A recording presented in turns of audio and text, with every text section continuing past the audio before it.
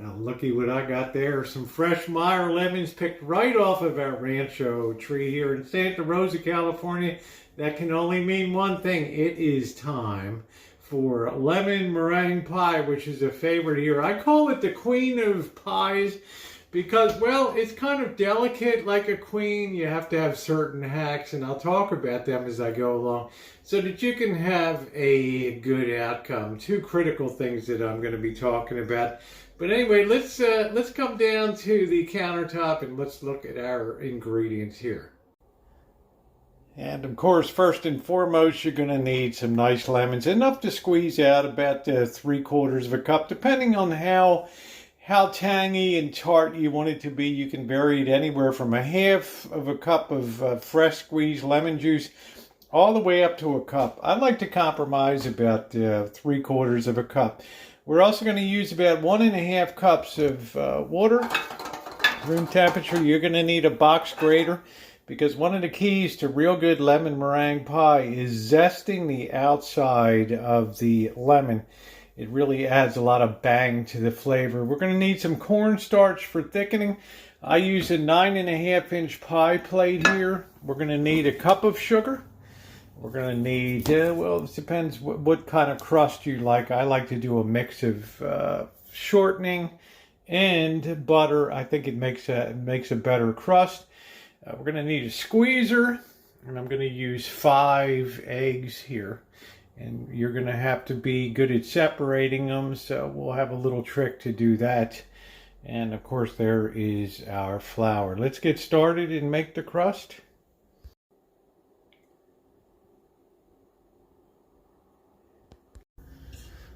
To make our crust is a relatively simple process. I like to use all-purpose. I'm going to use about 1 3/4 cup of flour, and this is going to be what we call a blind baked pie, which means we have to bake the shell first before we then put in the filling. To this, we also need to add a tiny bit of salt, and salt adds structure to baked goods. So we're going to throw a little bit of salt in there, maybe like 1/8 of a teaspoon. And now I like to sweeten up the crust a little bit with maybe 2 tablespoons of sugar. And what we're making here is a traditional pastry dough. So we're going to take this and whisk this all together, like so. And I'm going to add about 1/4 of a cup and I eyeball things, I know, but you want to be a little more careful. I'm going to add about 1/4 of a cup of shortening. And if I had animal fat shortening, that would be all the better. And then I'm going to add a little bit here. I'm going to add about 3 tablespoons of butter just to give a little bit of a butter flavor here. And it's good if your butter is at room temperature here. And this is called a pastry cutter, and it helps you cut in the fat into the flour. You can see that they're just in there and haven't been worked in yet. So I'm going to put a little bit of flour. Make sure you wash your hands, please. And we're going to start working this in. And it's going to come through your pastry cutter. You can also pulse this in a food processor. But I'm much more apt. I have one of these nice stainless bowls here that I like to really cut it in until it's looks like the consistency of just pea-sized little pieces of fats in there. You want to work quickly because you don't want your fats to melt. This is not the kind of pie that you want to make on a warm summer day. Okay, you can, but you have to make sure to keep your pie crust, your pie pastry dough, very chill. Sometimes people chill the granite beforehand that they work on. So, okay, so that's all. That looks pretty good. right there, and that's about what I'm looking for. Now you want to get some ice water, which I'm going to get, and then we're going to gradually work in about 2 or 3 tablespoons of ice water to bring this dough all together. So I have a little bit of ice water there. I just put some ice cubes in my 1 cup measure. I'm making a well in the bottom here, and I'm going to pour in about 2 tablespoons, and working from the outside to the center, I'm going to work that flour into the moisture there, into that water. Okay, and that's a good start. You don't have any spot that's oversaturated in there. Make another well in the bottom. Add another couple tablespoons there. You may want to roll up your sleeves for this so you don't get flour and everything everywhere. And you can see how that's starting to come together. We want to work quickly because we don't want the fats to melt. We're going to add 1 more tablespoon here, which will bring it all together. And that's looking really good. It's nice and shaggy looking. That's exactly what we want to see. So we can now put that out on the counter and work that into a nice pastry dough ball here. Getting all that goodness. You don't want to overwork it because you don't want to melt the fats.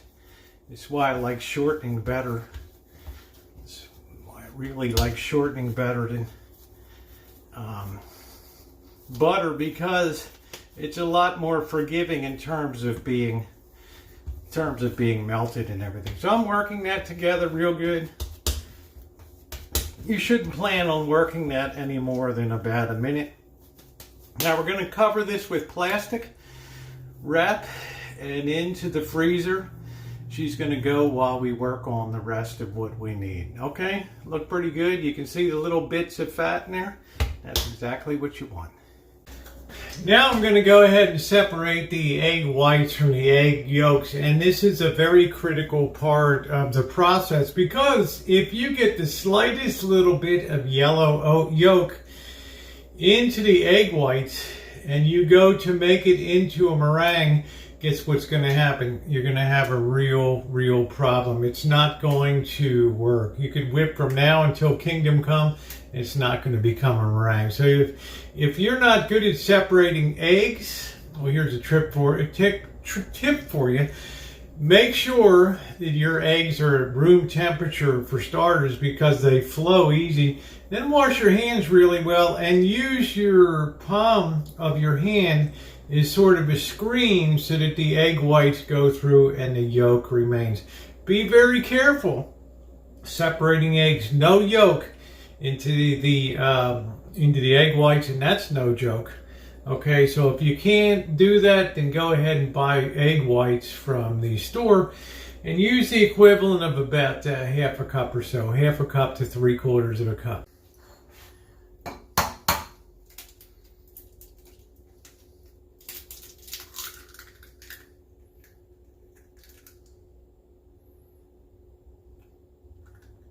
Yeah, that's flowing right through my hands, right like that, and then our yolk into there. On to the rest of them. All right, I'm just opening that right into the palm. And look at the way the white is just falling away right there. Okay, that's the way you do it.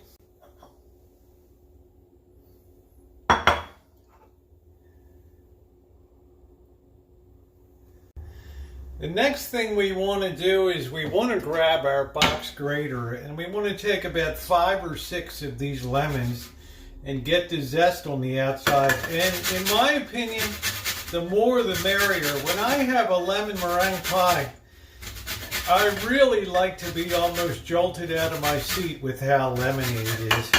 So adding zest is really where all the flavor is. Okay, it's not so much the juice as it is with the zest on the outside.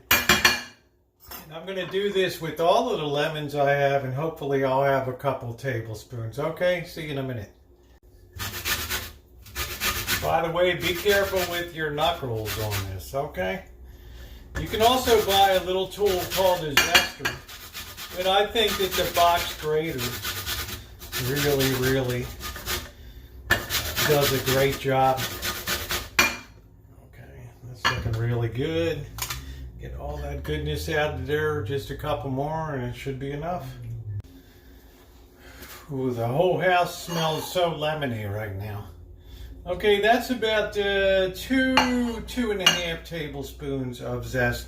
Now we're going to go ahead and roll our oranges, and you should always roll them first. That breaks the membrane inside. And then we're going to use the squeezer. We're going to try to get about 3/4 cup of fresh squeezed lemon juice, okay? I find this juicer works really well. I just put it upside down. Put your lemon peel side up. Squeeze all that goodness out. Seems to put more pressure on it that way, which I like. So remember, we're trying to get 3/4 cup of lemon juice here, okay? And then we're going to strain this out in case we have any little seeds, which I see a few that came through, but oh, I can't tell you how good the house smells. So I'm going to keep squeezing for a bit and be back in a few minutes. By the way, now's the time you want to get your oven set to 400 degrees so we can bake that pie shell. I've got a little strainer here to remove the seeds. And I think I'm going to need, I only have about 1/2 cup there, so I'm going to get my other 2 lemons and squeeze them, and we should be good to go. I put my zest into a medium-sized saucepan. There's our, say a little over 3/4 cup of lemon juice, which is great. And we're also going to take our egg yolks and put that in. And we're also going to use some cornstarch. We're going to add this in. And I like to add, it depends how hard a set you like on the pie. The standard is usually about 1/4 cup of cornstarch. So I'm going to put 2.5 tablespoons in here because I like a little bit of a softer set. Okay, it's very critical that you use something that's going to act like a thickening agent. And the last thing that we have to do, we just have to add 1 cup of sugar. All right, I'm a little under, and then we're going to put 1.5 cups of water here.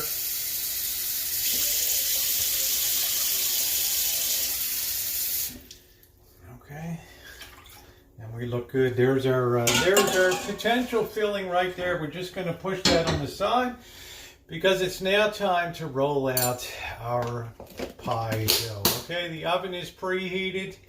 All right, so let's get on it.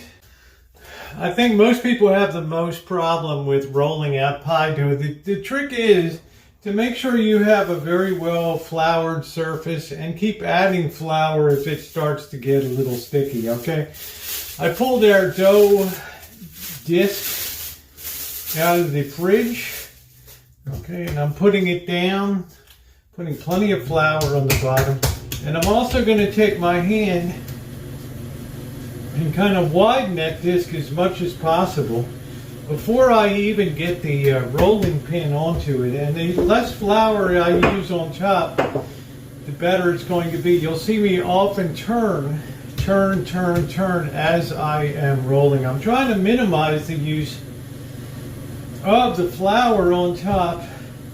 The reason being is it becomes more difficult if you have cracks and things like that to be able to close those cracks when you're rolling it out. Rolling, make sure you roll all the way to the edge, and then just lift it up, put some more flour beneath it. All right, turn it 90 degrees. A little bit of flour on top. Roll it again. All right, that's looking good. Lift that up, throw some flour underneath again. A little bit on top. It's a little bit messy, but it's a lot of fun. We're just going to keep rolling it out, just like so. Now, we roll it out to about 1/8 of an inch thick. We can measure by putting the pie plate upside down on there, and that looks absolutely perfect. You need a little bit more because it's going to sink down into the baking dish, right? So you always need a little bit more. Now here comes the tricky part that drives some people nuts.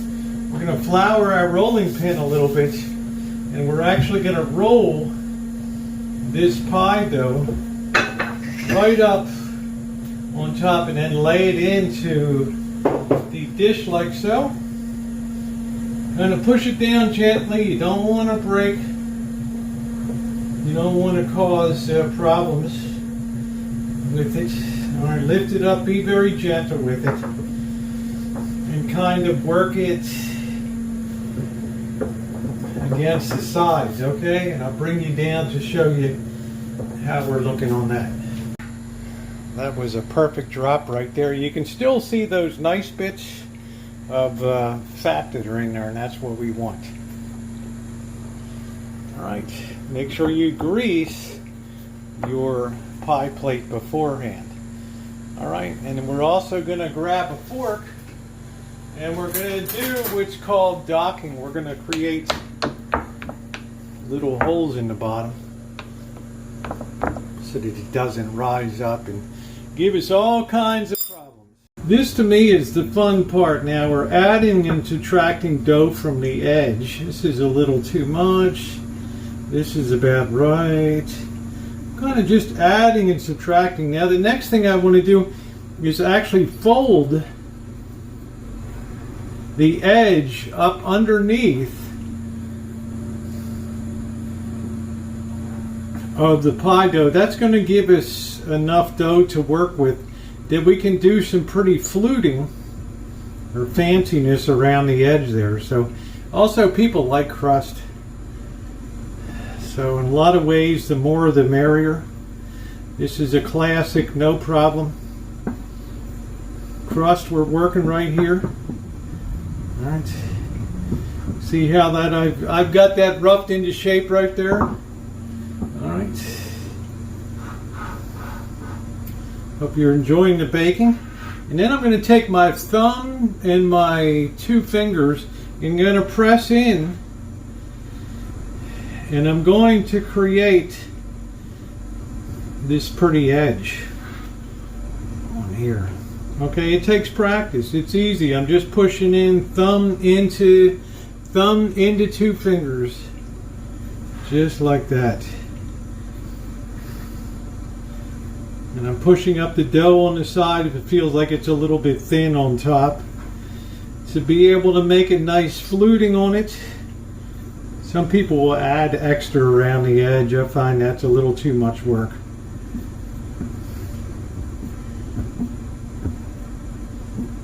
All right, there we go. You know what? We're going to put this in the freezer for about 10 minutes. 10 to 15 minutes, so it holds its shape. And I'll tell you why that's important when I see you in 10 minutes.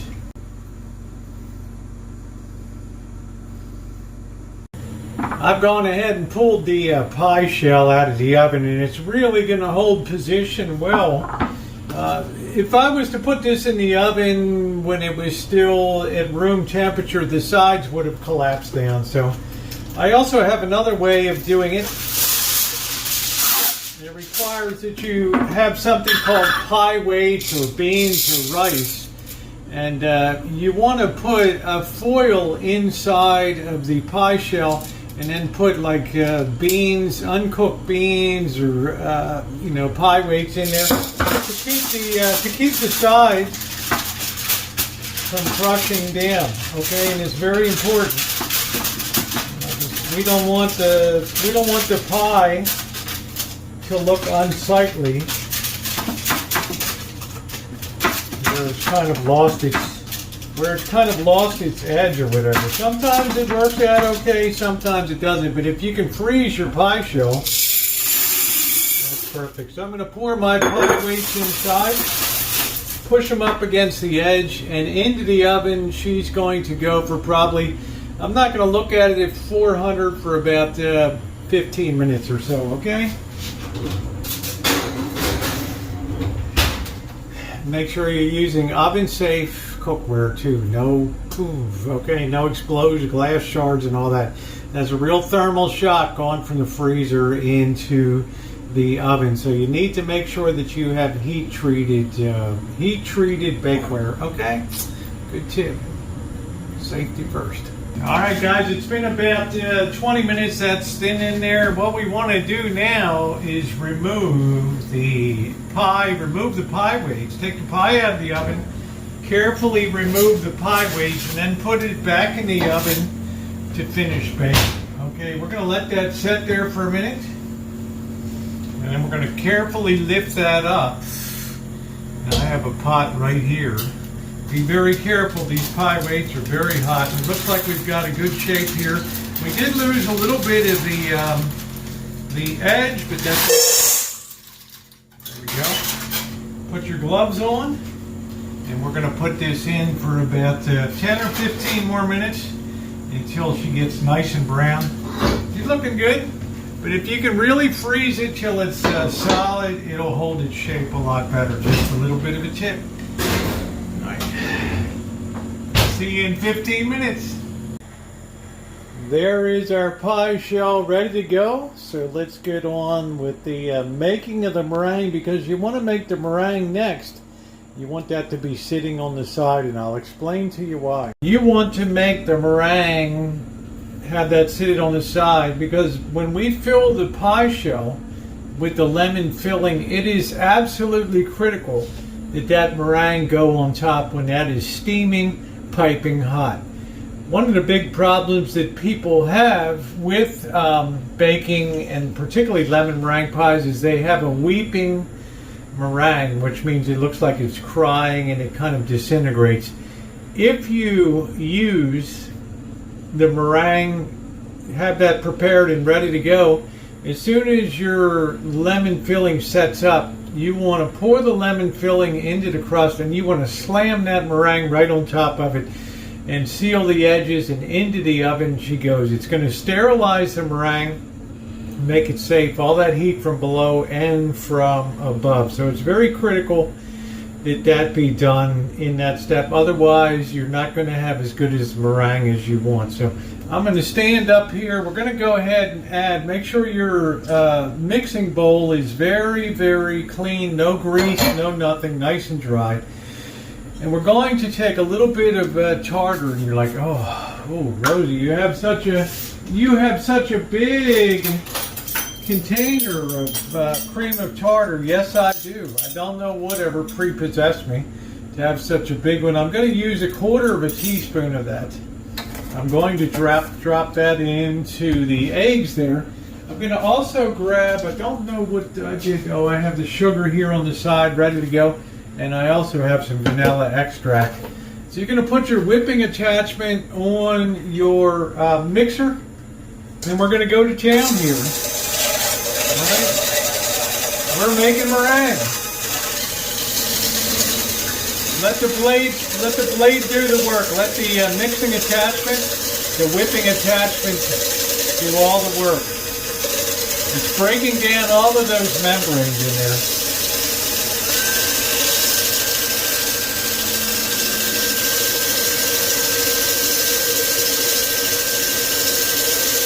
Once it breaks down the membranes, then it begins turning it into a meringue, and the cream of tartar helps it set up. If you don't have cream of tartar, you can use a copper bowl. That's another way to do it. So I'll see you guys in a couple minutes once this really starts to get gone to high volume.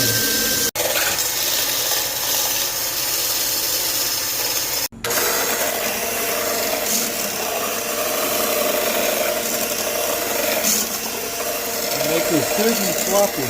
At this point, we can shake in about a tablespoon, a couple teaspoons of sugar, and a little dash of vanilla. Don't want to add it in too early or you'll destroy the chances of making a good meringue, okay?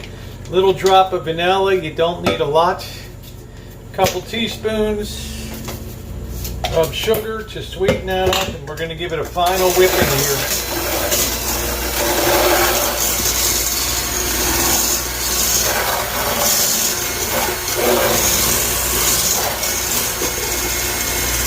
We want to whip it to a stiff peak, okay?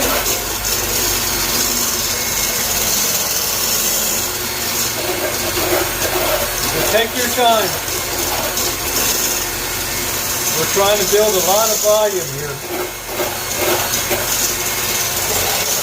That looks nice there. We beat that to a stiff peak. Okay, it holds its shape well. Now don't put your mixer away yet, because we're going to want to give this one final whip before we slam it on top of the filling. So let's go and heat up our filling now. We're just about done making this pie. I have my spatula there with a tablespoon of butter on it. I'm going to put the heat to the filling now, which has the eggs, the sugar, the water, and the zest. And I want to break the yolks, and I want to bring this up until it reaches the set point. Yeah, I know my cookware is not the most beautiful, but it is very functional. So you want to continuously stir this once this gets beyond the point of being a little on the hot side. This is really going to be tasty filling here, okay? So be patient. And when it starts steaming, it has to reach the set point. And you know it reaches the set point when big bubbles start coming up and bursting from the bottom. Okay, that's why I have the spatula ready to go to transfer it. When I reach that set point, I'm going to add that butter to the mix. It'll help smooth out, take a little bit of the edge off of the lemon. And then we're going to pour it into the shell, and we're going to slam that meringue right on top of it. Give that one final quick whip. Sterilize the meringue and make it safe, and also keep it from whipping. See you guys in a couple minutes. By the way, by continuously stirring it, you're ensuring that you don't have any burning on the bottom. You can see there's smoke starting to come up now as we approach a boiling point. You turn just the heat just a little bit lower, but keep stirring. You'll notice you'll feel it thicken up. If you don't allow it to hit the set point, it'll never gel in your pie. So you want to make sure that you do it properly. I can feel it thickening a little bit. All right, this is worth doing this in real time here for the camera, because this is a part where people make a lot of mistakes right here.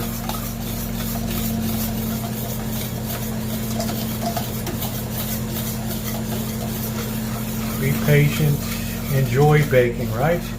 It shouldn't be a chore.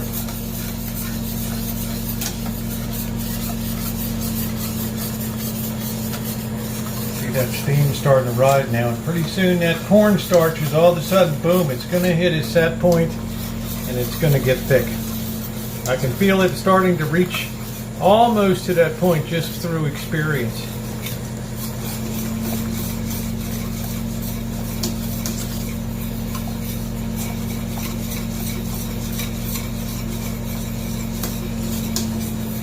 It's getting nice and thick now. Okay. Getting really close. We're waiting for those big bubbles to appear.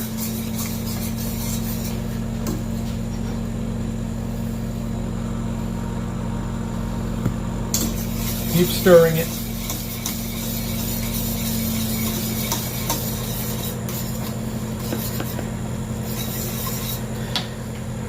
See, we're starting to get big bubbles appear in there. All right, that's it. We've now reached our set point. Turn off your heat. Put your butter in there. Getting ready here. We want that to be ultra smooth, and in she goes to the shell. Make sure you get all of that goodness into that shell, okay? Every bit of that goodness in there. All right. Be Benny behind. You know you're going to have a good set because it's already gelling in the pot there. So now we want to immediately get this meringue. We're going to give it one quick whip here.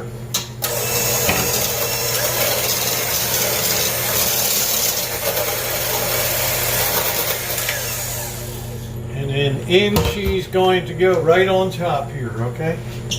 Put that meringue start in the middle. The way we're putting that on right there, okay?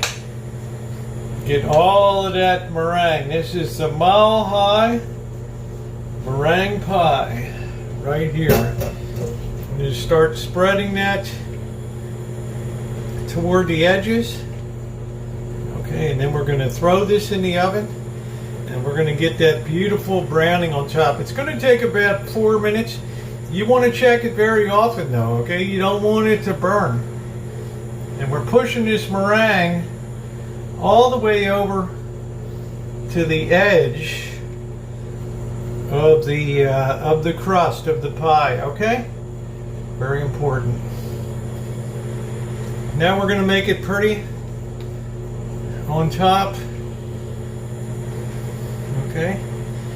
By just doing that. Okay, it makes it beautiful.